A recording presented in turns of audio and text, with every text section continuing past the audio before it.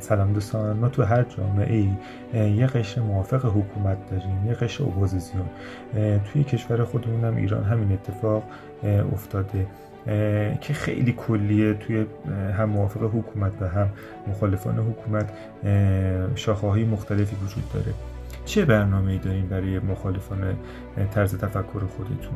این ویدیو رو ببینید. ببینید، خب 70% حداقل 70% این نظام رو نمیخوان، 30% ولی میخوان.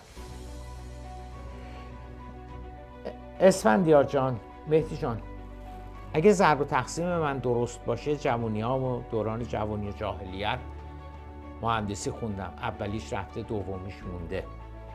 30% 80 میلیون 85 میلیون میشه یه چیزی حدود 24-5 میلیون، یعنی 24-5 میلیون طرفدار این نظام هستن.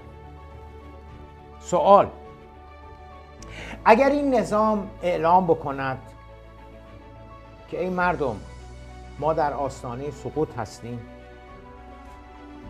هر کس که به این نظام اعتقاد دارد، هر کس که میخواهد این نظام سقوط نکند، فردا بیاید در خیابان و بگوید درود بر جمهوری اسلامی، زنده باد جمهوری اسلامی. سوال: از اون 20 میلیون، از اون 24-5 میلیون، از اون 30%، چند درصدشون میرن تو خیابون و وای میستن که با تمام وجود از نظام جمهوری اسلامی دفاع کنن؟ عدد قابل توجهش میاد. من میگم که بیایم بدبینانه نگاه بکنیم و بگیم که خیلی کم، 10%، اصلا 10% بیشتر پای نظام وای نمیستن. 10%. اسفندیار جون، 10% 85 میلیون میشه 8.5 میلیون. قبول داریم که 8.5 میلیون میان پای این نظام وای میستن. دیگه این دیگه کمترینشه دیگه.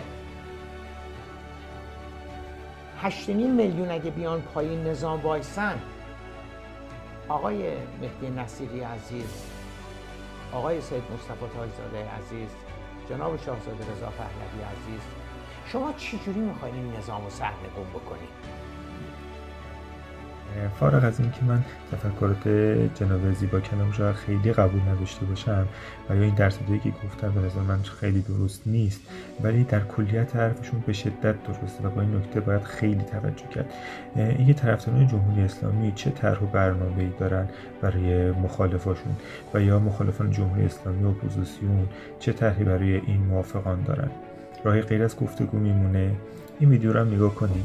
من اعتقادم اینه که اگر گفتگوی درست انجام نشود، بشر در حماقت باقی میمونه. اگر گفتگو نباشه، سخن جدی نیست. سخن وقتی جدی است، گفتگو باشه. بله دوستان، راهی غیر از گفتگو باقی نمیمونه. یک گفتگوی دوستانه و انسانی و این رو باید مد نظر داشته باشید که توی بحثایی که انجام میدید، طرف مقابل قرار نیستش حرف شما رو کامل بپذیره و بگه باشه من قبول کردم و شما بگی به بچه بحث خوبی پیش رفت. نه اینجوری نیست. تو اکثر بحثایی که پیش میاد، طرف مقابلتون حرفتون رو نمیپذیره و به قول مادر بزرگم، شب موقعی که میخواد بخوابه، موقعی که لافه میخواد بکشه رو سرش، به حرفای شما فکر میکنه، به این بحث فکر میکنه. امیدوارم موفق باشید.